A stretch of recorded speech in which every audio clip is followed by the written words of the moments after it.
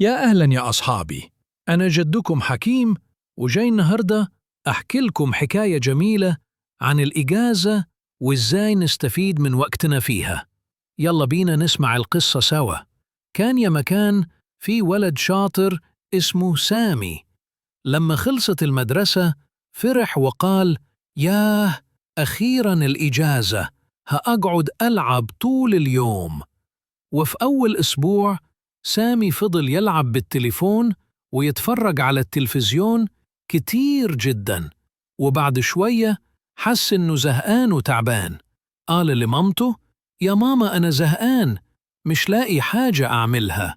ماما ابتسمت وقالت له: يا سامي، الإجازة مش بس للكسل، دي فرصة تتعلم وتلعب وتستمتع وتفيد نفسك.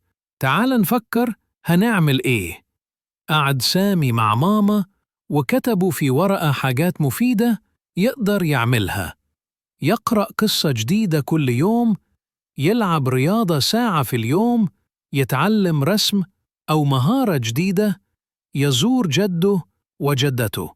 بدأ سامي ينفذ خطته، كل يوم كان يعمل حاجة مفيدة وجديدة.